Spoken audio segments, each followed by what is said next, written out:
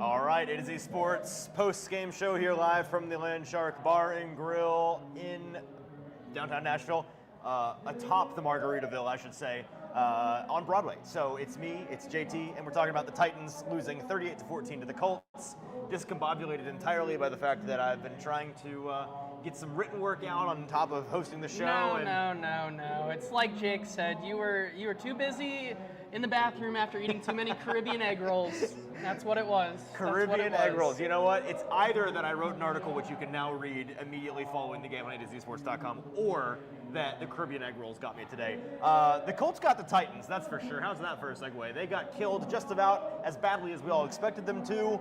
Not close even a little bit. At halftime they were down 10. Coming out of half pretty immediately, they, actually there's a decision that was made by the head coach that we'll probably talk about here in just a second. It's what I wrote about at AtoZSports.com that led to the Colts. I believe that was the Colts' first touchdown of the half, the Jonathan Taylor 80-yard touchdown run. So that's where the door kind of got blown open, and from there it was all Colts all the way. Cam Ward throws an interception in the end zone on what should have been a touchdown to Chimere Dike. Just a lot of ugliness. There were some good things to take away from this game. We'll talk about Cam Ward. We'll grade him and his performance today. We'll talk about the listless defense that was even worse in the second half than they were in the first half. We'll talk about the coaching staff and what has and hasn't changed, what has to change going forward. There's all kinds of different directions we can take this. We look forward to spending the next 45 minutes or so with you all dealing with what we just watched, because it was one of the worst. I feel like this is one of the lowest moments that I've ever experienced watching the Titans. Not that that was a surprising outcome, which it wasn't. We talked at halftime about it there being a 5% win probability. It's just a team that doesn't seem to have anywhere to go. So JT, tell the folks what they need to do before we talk about that sad reality.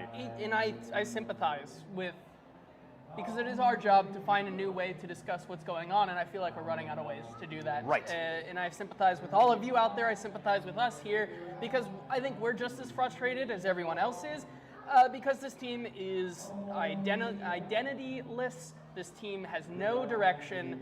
There's no development whatsoever, really, from Cam Ward, in my opinion. We'll get to that. There's no, the defense, even when we say, like, they did what we said we wanted them to do, right? Like, did they? I mean, from where, hey, if you can't tackle Jonathan Taylor on the first one, just kind of let him go. Kind of what they did. Oh, I see. Kind of okay. what they did, as we talked about that in the pregame show. Right. But even that, all jokes aside, like, really bad.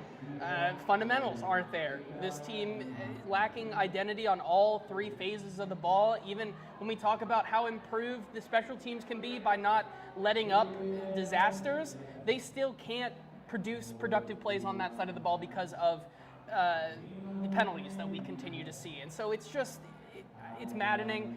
It's frustrating to talk about. I feel like we are continuing to say the same things, totally different ways, and I understand it's frustrating, but that's where we are right now. And so the only thing we can do is ask you kindly to lock in and like the show. We still want to be here talking Titans with you, and we can only do it if you guys are here with us, and we ask that you guys like the show. Make sure you're also subscribed so you don't miss any of the content we are bringing you here at the A to Z Sports YouTube channel. If you're on Facebook, make sure you hit that like.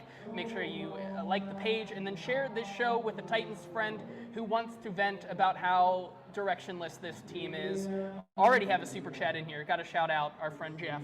Have to start from the show, from the top here. He says, I'd like to point out that he predicted the score exactly. Wow. Which 38-14. I'll take his word for it. I don't remember it exactly, but I don't think you'd pay to claim that if you're wrong. You would not pay $2 to claim that. Big Ten Jeff might, actually, but I'll give you the benefit of the doubt on this one, Jeff. And I hope you enjoy your Colts today, because they were great. And before we get into this, I do have to say, I understand that this is supposed to be, we are in the tiki room again today, and I understand that this is supposed to only happen when the team wins. No, that it can happen when the tiki room is allowed when they win or lose in such embarrassing fashion. Is that what it is, or is it when the Titans play in the late afternoon and we have to come down here? I don't know. Well, let me shout out some of our sponsors here before we dive into more rantings and musings and reading you all's comments, because we want to lean heavily on what you guys have to say. This is a moment for you all to really unload on your terrible, awful, no good, very bad football team. But first, shout out to the Land Shark Bar and Grill here, the second floor of the Margaritaville on 4th and Broadway. Shout out to Traveler Whiskey and Miller Lite for game day drink specials all season. Shout out to our friends at X Golf in Nashville, Murfreesboro, Hermitage, and now Franklin, the home of indoor golf in Middle Tennessee. X Golf, play, train, entertain at playxgolf.com. BTA Sports, use our code ATOZ14 when you download the BTA Sports app today to get a 14-day free trial before a weekly subscription of just $9.99. Use the link in the show description. Botero Carts, life is short, so buy a golf cart with our friends at Botero Carts with 2 locations to serve you in Columbia and Gallatin, boterocarts.com. Lipscomb University Sports Analytics Program. They're turning sports fans into data-driven decision makers in the exciting world of professional athletics. The Barrel Social Club, the Kentucky Poker Open returns this year to the Barrel Social Club, and they can be found at barrelsocialclub.com for more info.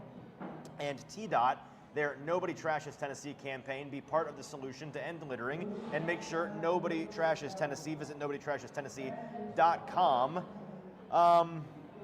So where to go, JT? We'll talk about our one words here in a minute. We'll ask the chat to chime in on their one words from that game. Want to hear what everybody's summary is of the game. But let's talk about the second half in particular, now that we have that new information following a halftime show. We were able to react to the first half. When the Titans have the ball on 4th and 3 on the opponent 43-yard line, I believe, they were in Colts territory. It was the first drive of the second half. They received the kickoff at half. They march into enemy territory, just barely, but into enemy territory. And they run the ball on 3rd down, which to me indicates, hey, you're down 10. You're playing against an opponent that's supposed to wax you. You know you're a bad team. This is 4-down territory to you. Makes sense. Now, the run doesn't quite go anywhere. But, hey, you know what? Fair. Good process. I get it. Then McCoy decides to pull the offense off the field and punt the ball.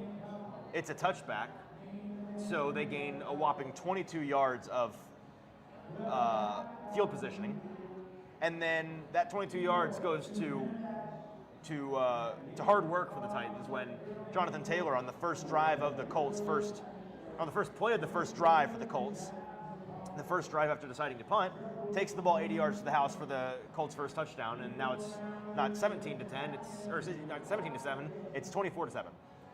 That's the summary of the decision that I want to get your thoughts on and want to see what the chat has to say about, because if you can't tell, I'm kind of at a loss for words on the cowardice of that decision. I don't. You saw Cam Ward, by the way. You can go see it on Twitter right now. He was caught on what's the opposite of a hot mic? A muted mic, a hot camera on the broadcast coming off, zoomed in on his face, clearly shouting some choice words in the direction of his coaching staff. What exactly he said, I don't know. The collective brain power of the internet and their lip reading seems to think that he said something along the lines of, what are we doing, Mike, with an expletive in there? Go for it. Which is how we all felt watching it. And it felt really extra special stupid when the defense allows an 80-yard house call. Xavier Woods takes the worst angle ever on a Jonathan Taylor run, and the punt does less than 0 good for them. It's once again, it's on Mike McCoy, it's on this coaching staff.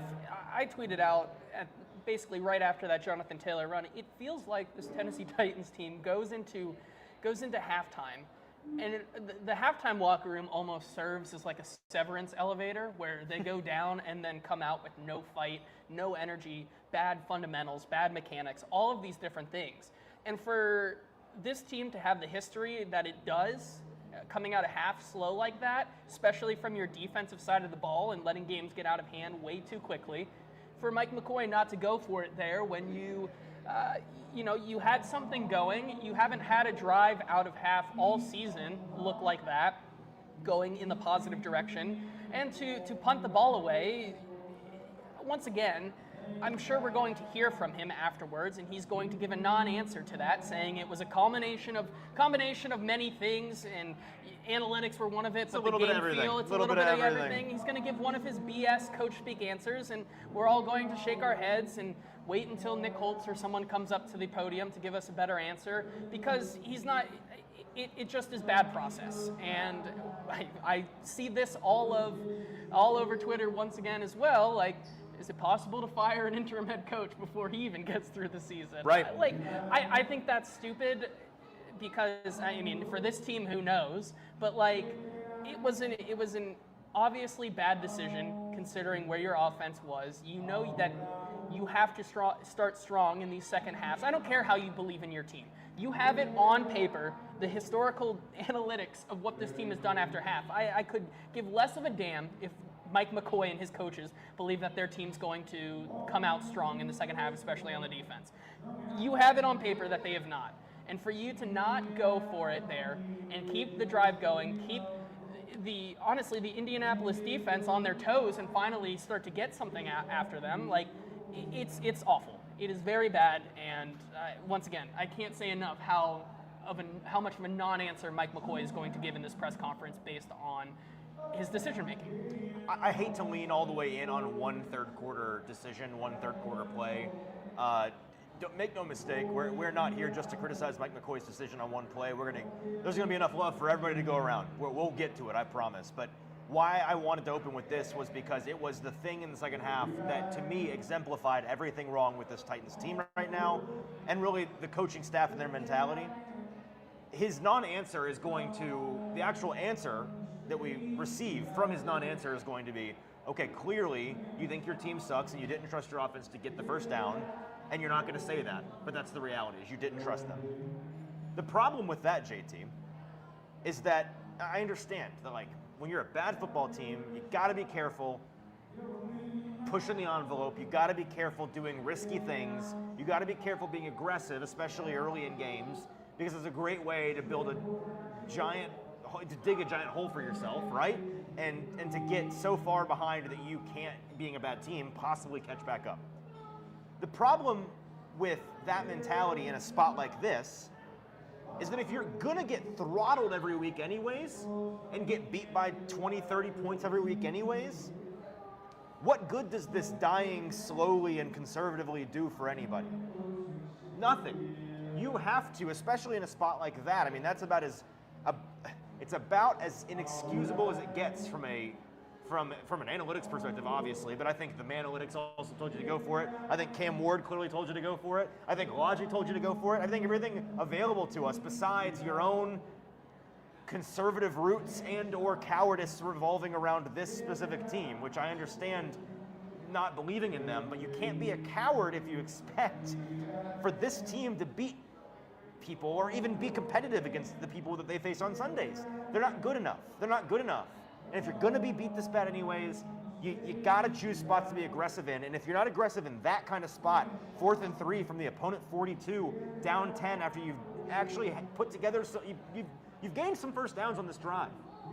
If that's not the spot to be selectively aggressive, I don't know what is. Now, it's even more funny that when on the next drive, after they're now down, the Colts have 24 points, right? They come back and they go for it on 2 different 4th downs. They convert one and they fail to convert the other. Oh, now somebody got in Mike's ear, right? Now we're going for it, right? Okay, it's bad. It's really, really bad, and it's inexcusable. And it is, to me, it is.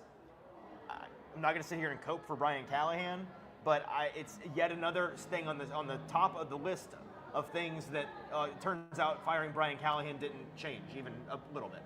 Yeah. The coaching decisions, the coaching mistakes, the coaching malpractice has not changed. I would argue that the play calling has continued to stay relatively the same under Bo Hardigree.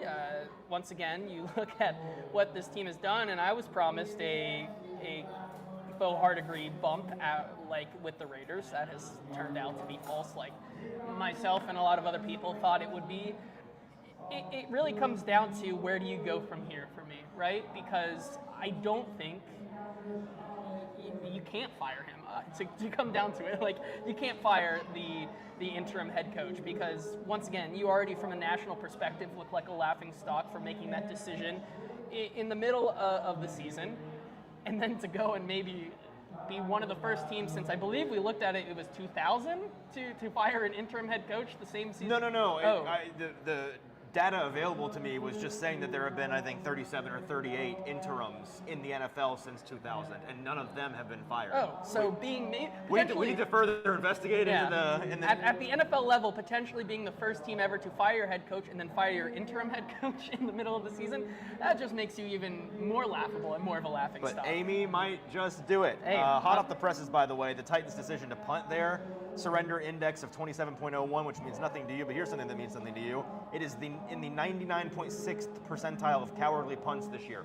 It is, analytically speaking, math-wise, it is as cowardly as you can possibly be, and it is But for Mike McCoy, it's the feel of the game, man. well, and his feel is not doing it for the Titans. So let's get to some one words. I really want to get the chat involved here. Let's ask the Titans fans in the chat, what's one word to describe the Titans' loss to the Colts today? Get creative. I don't want to see expected.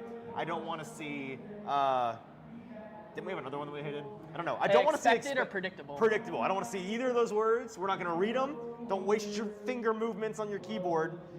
I know you've got better than that in your vocab brain. So you guys type those out, and we're going to read through those and share our one words after I tell everyone about our friends at Botero Carts. Life is short, so buy a golf cart with our friends at Botero Carts. They are a locally owned and operated full-service sales and rental dealer with 2 dealerships to serve you in Columbia and in Gallatin. They've got no dealer fees, no credit card fees, and 0% financing for 36 months. That's 3 years on carts starting at just under $6,800. They're open every day of the week. There's even a no credit option if you are interested in something like that, no credit needed option. So check them out. Again, who doesn't want a golf cart? The greatest place to buy one is with our friends at Botero Carts in Columbia or in Gallatin. All right, JT, I'll send you to the chat while I sit here and think about my one word. What are the folks saying about this Titans beatdown? I have to give the early answers from the chat credit. We're getting some good ones in here today. They're coming. They're coming prepared today. Ann starts us off saying spineless. Hang on, Ann, did you get married? I think I have no idea. Is this a different account? Well, I'm used to Ann Herndon. Who's Ann Hirsch? We've had some problems this week where usernames instead of on-screen names have shown up. I didn't know we were having that problem again. Okay. Yeah. So sorry, Ann. Ann says spineless. Right. Bust and Diamond says unbearable, incapable, comedy. Shrike says lack of testicles. I like that. Is that hey, a good one? You know what? We'll take abbreviations. I will start accepting not abbreviations. What's the word? I don't know. I don't even. I'm blanking. I don't know. Now Yeah, the chat's gonna make fun of us for not knowing what that means. I'll look it up. We'll accept those. We'll accept what those are. You'll know what we're talking about. Kevin Davis says ass. Jack Longley says one word tanking. Putrid from the Michael Lombardo. Crestfallen says Guy Man. Let's see. Acronym. It's an acronym. There we go. Cowardice. I knew that, guys. I promise. I knew Cowardice from Amnesia. Richie G says McCoy. Leaderless. Scared. Perpetual. Meh. Keep going. Trampled. Decomposing. Clowns. Sabotage. Cowardice. Disgraceful.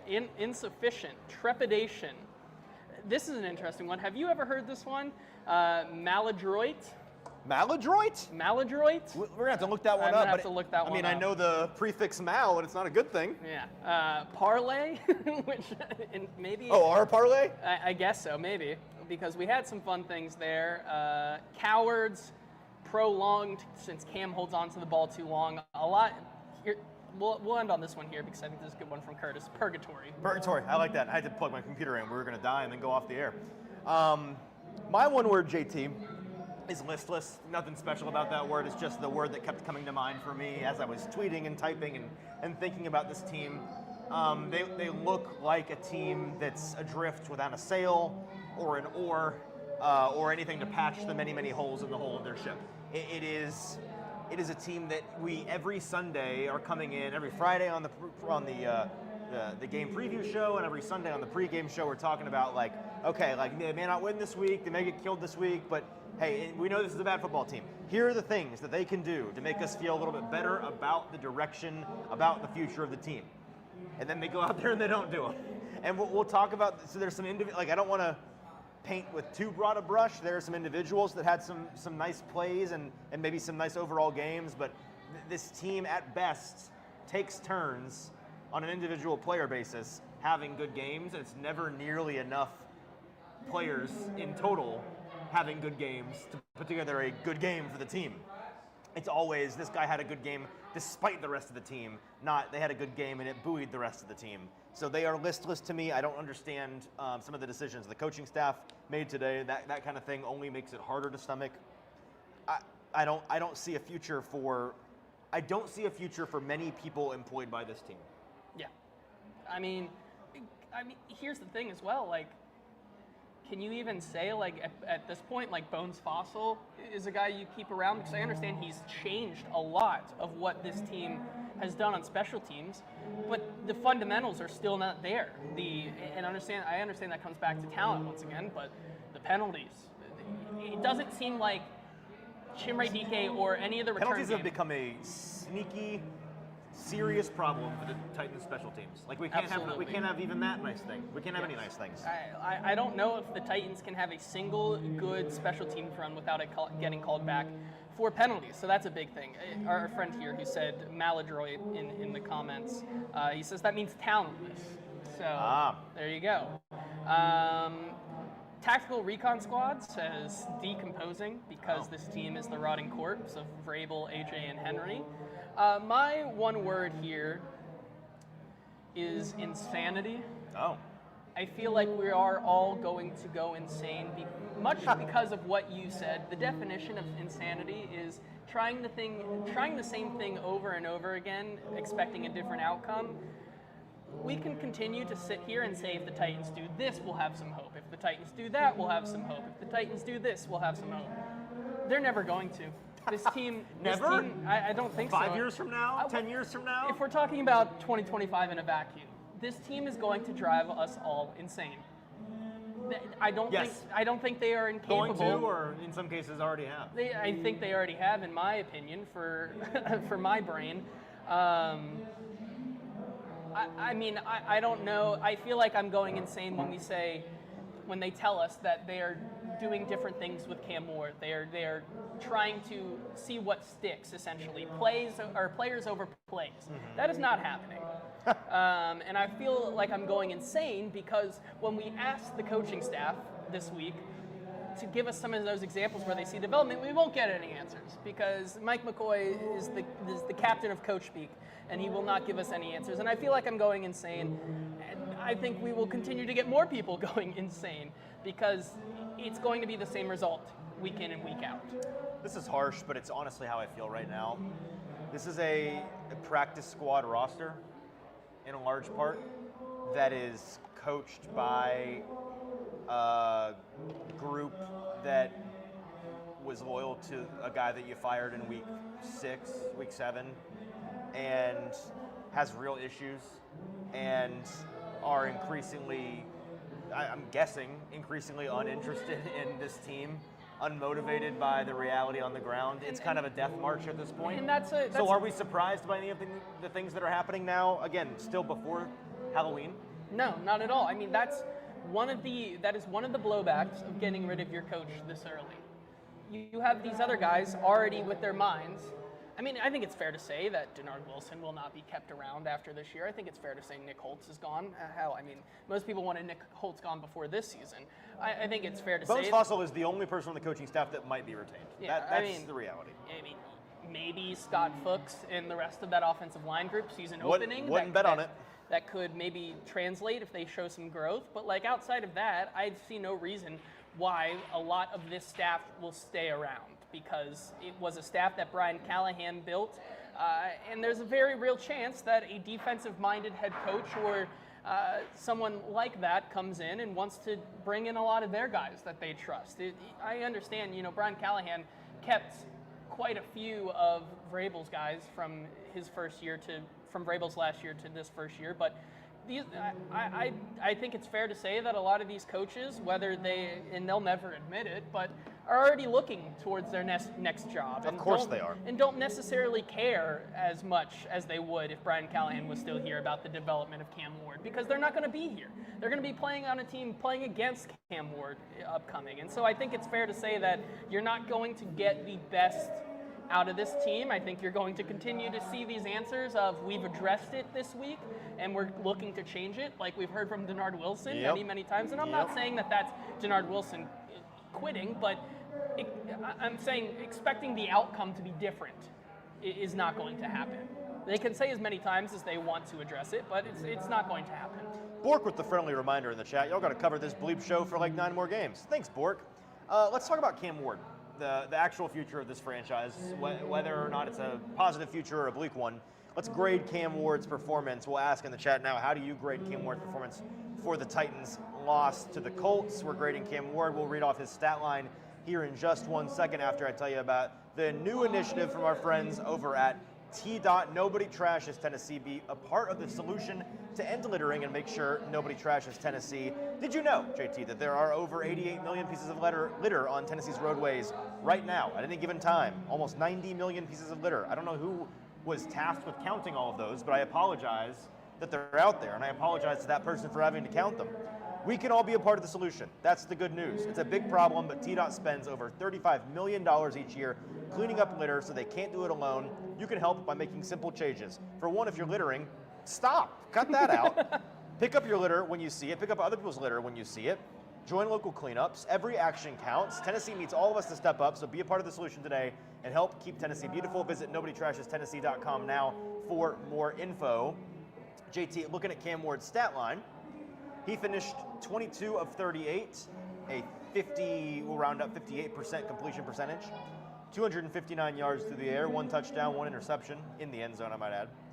76.5 passer rating, 6.8 yards per attempt. What are the folks in the chat saying about Cam Ward's grade? I'll add this one more thing. Last week, he had a D from you and a D plus from Austin. The last time he had better than a C was you and I in the Cardinals win. You gave him a B, I gave him a B minus, but the rest of the season has been a collection of C's, mostly C minuses, D's, and even an F in there. Yeah, Ramon kicks us off here and says C minus, Curtis with the C, D, C minus, God's Child, F, C plus, D minus, D plus, D plus, C plus, D minus, C, B minus, D, C plus. Jeff said C, held the ball, took sacks, got picked off by a third stringer.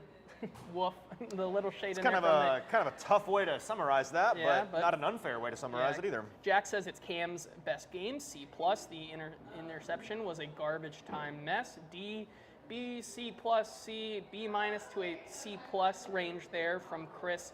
C, D, C, C, C plus, B minus area there. So we're getting, here B minus. Wow. Okay, so we get back up into the B's here. I thought we were going to sit in that C, but B plus, and with the C, B minus.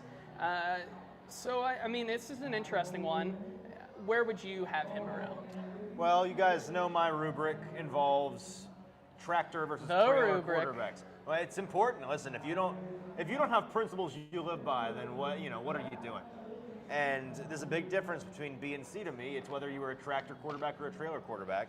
I'm giving him a C plus because I think that it was not a shameful performance by any means. I felt like he had a pretty decent first half outside of a couple of plays, and while the interception was not great, he was in a position where he was having to throw the ball pretty significantly, and it's a read that I understand what he was looking at. It was just not a bad one. I don't think he missed what I'm trying to say is I don't think he missed the defender. I'll have to watch on tape. I think that it was just placement.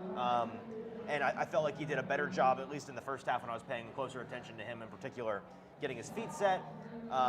Navigating the pocket is still kind of an up and down thing, but I felt like he was seeing downfield pretty well, pushing the ball downfield pretty well. I think that his yards per attempt number would be a lot higher if it weren't for a lot of the passes he made in the final 2 or 3 drives of the game. All of that is to say, I think that he was fine today. I don't have a lot of great things to say, but I don't have a whole lot of negative things to say.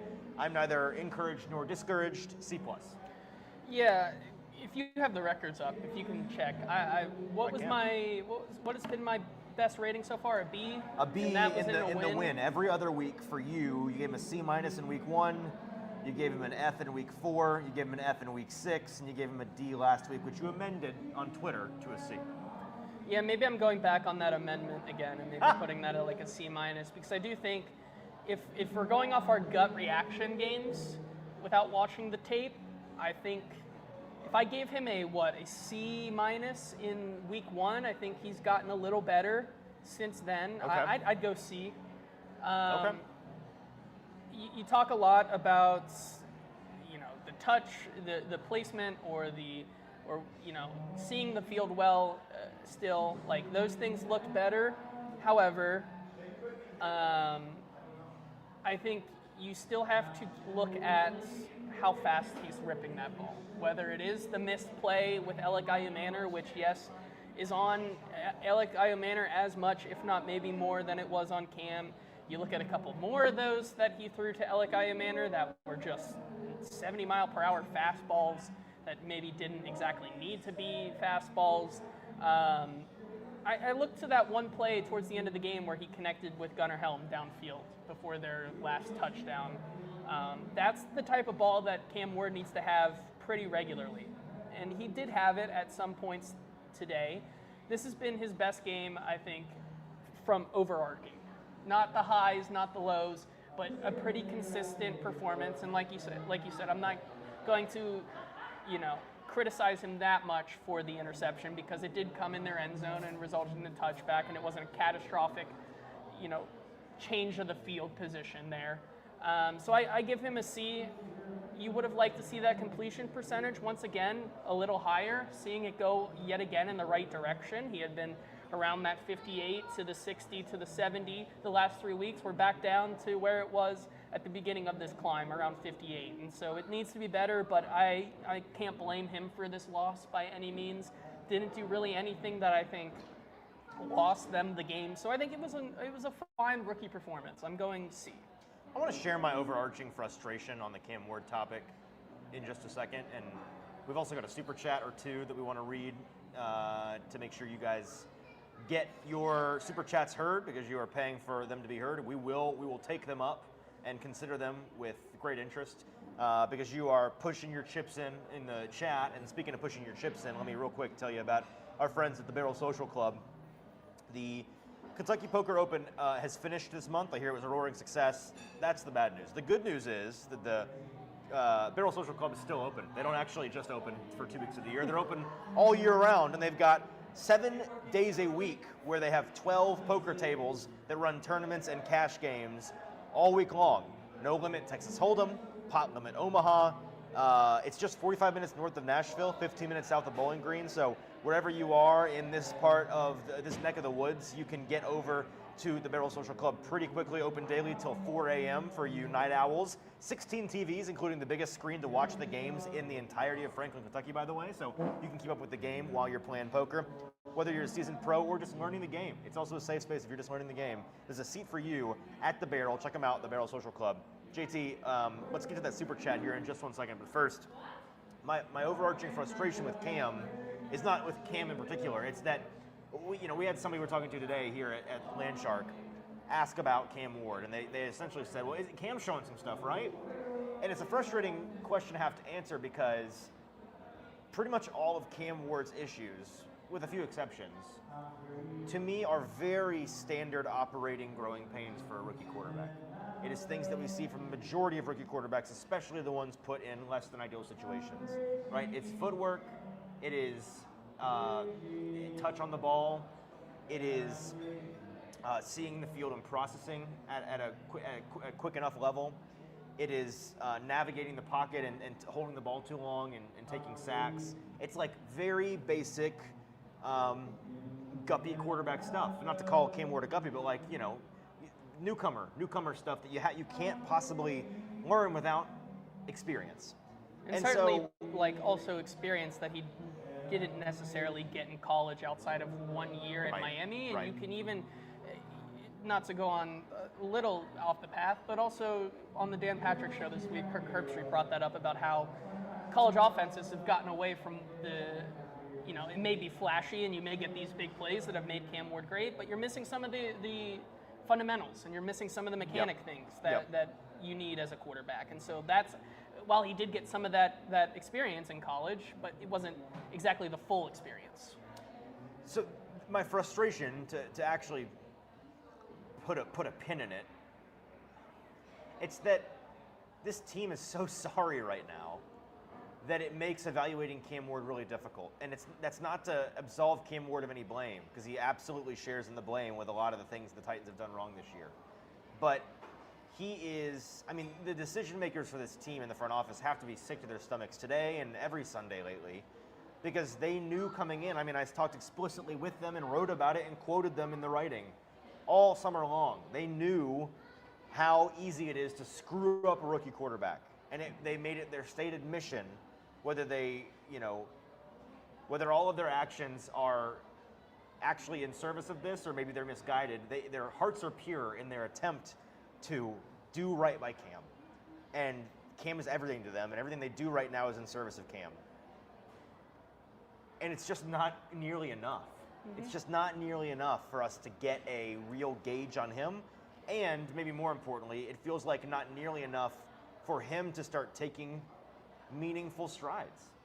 Yeah, the infrastructure around him is not going to be enough this year. And so it almost feels like maybe it is a lost season. And the frustrating part is that it's not going to get any better to start next year, because you could hope it does, but those are also pieces that need to click, and you need to start building around him. But I mean, it's hard, right? And it's frustrating because you did think that you really did attempt to build around Cam Ward, especially in the trenches. You look at what they did on the offensive line, right? The number one thing that they tried to do this offseason was protect Cam Ward. And that is spending over $50 million to bring Dan Moore in, getting a proven guy in Kevin Zeitler. You have your 2 draft picks. You have Lloyd Cushenberry back. And it just has led to him still being the most sacked quarterback in all of the league. And so it's hard to say that anything's going to get better when what they did try to give Cam Ward isn't working. Amnesia with the super chat. Appreciate the $5, Amnesia. Whoever they hire as a head coach, please have some balls. This team is soft from the top down. Not an ounce of testicles in this coaching staff. It's a explicit way of putting it, but well, I catch your drift, Amnesia. I understand the frustration there, and as we open the show with, this group is playing scared every Sunday, and I understand in general why they are scared, but I do not condone their decision to play scared. Yes. Absolutely.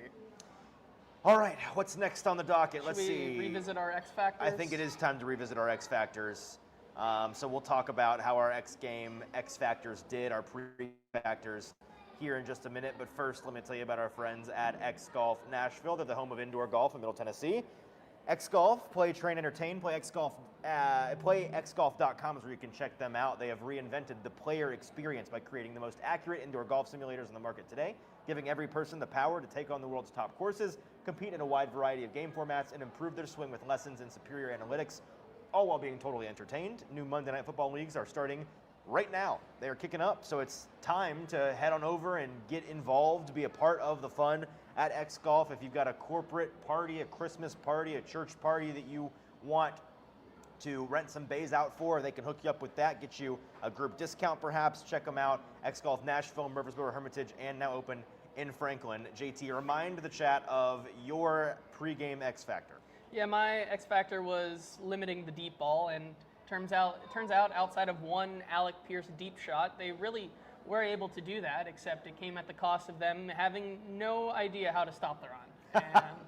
And so it's kind of a win, but at the same time, you can't really say anything on the defense was a win today. And Bustin' Diamonds is, interestingly enough, his X factor of a pregame joint did not make the game more enjoyable. Probably just enhanced the doom. Yeah, so not great. How about yours? Well, I did not have a pregame joint, but I didn't enjoy it nonetheless. My true. pregame X factor it was Cam Ward.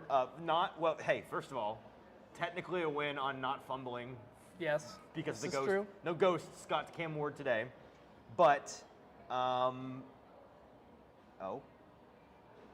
it's just so I thought there was some breaking LSU news. At A2ZSports.com, not to cross-pollinate college and NFL. Well, I think they just did fire him. Did they just? Oh, yes. Okay, yes, they did. So LSU fired Brian Kelly. He and Brian Kelly and Brian Callahan can both go be rich friends right now if they'd like to. Cam Ward did not fumble because of the ghosts. That's a good thing. I was asking for him to make us consider a better grade than we had given, and when I give him a C+ and you give him a C, it's a little bit better. It's better than it was last week technically, but was it the performance that I was hoping to see out of him? It wasn't. So I give an incomplete, I guess, on that one, on whether or not that was a success. It's just, again, it is hard for me to come away moved one way or another by Cam right now, especially in the positive direction, just because of how little's available to him. Yep, absolutely. So Maybe not a win. Maybe we'll get them next week. Will we? You can only hope. Let's dive into the analytics and wrap this puppy up. We really appreciate you guys joining us here at the post-game show. I know it's a tough one, and there's probably some desire to just ignore the Titans for the rest of the day on Sundays when it goes like this. So we appreciate you guys tuning in anyways and being sick enough fans to want to talk this through. We're going to take an analytical approach to this game and talk about some of the underlying metrics and what it means for the future of the team once I tell you about our friends over at Lipscomb Sports Analytics. Check them out today at lipscombuniversity.edu. They are where data meets the game. Analyze, strategize, revolutionize, turn your passion into a profession by going beyond the box score with Lipscomb University's sports analytics program. They've got game-changing insights and career-defining skills. Get off the sidelines and into the action today with Lipscomb's program, where you'll learn to make the calls that count, turning sports fans into data-driven decision makers in the exciting world of professional athletics.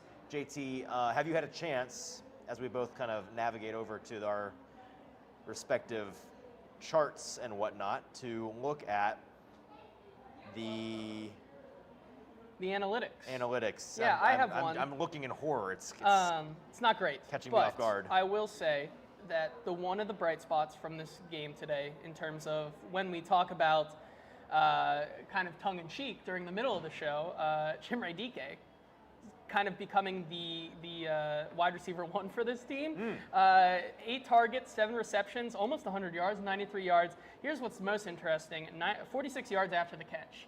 Something that I think they need to continue to look at, almost, or at least half of his yards, almost, after the catch there. Important thing that they need to continue to focus on going forward. That's a positive thing. I love the positivity to end the show. You're welcome. I'm going to bring us back down to the depths of hell real quick. Here's from Next Gen Stats, hot off the presses. The Colts blitzed on 27.3% of dropbacks against the Titans, their third highest rate of the season, generating 7 pressures and 2 sacks while sending extra rushers. On those plays, Cam Ward completed just 4 of 9 passes for 28 yards with 1 touchdown and 1 interception when facing 5 or more rushers. A look at Cam Ward's passing chart does show him pushing the ball down the field. I mean, beyond the 15-yard line, he had 1, 2, 3, 4, 5 completions today. Certainly not a bad passing chart. No, it's not. Every week it's an honorable chart from Cam. It's just not honorable in terms of completion percentage. That, I guess, kind of comes with the territory of being a bad football team and pushing the ball downfield. So that is it for us on a shorter post-game show.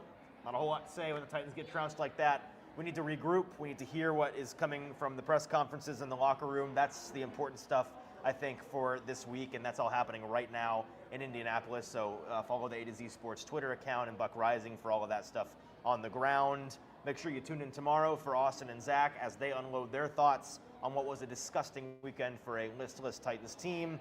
And then prime time tonight with Buck Rising, or actually just kidding, not today because he's on the road and it's a late game. Tomorrow with Buck Rising.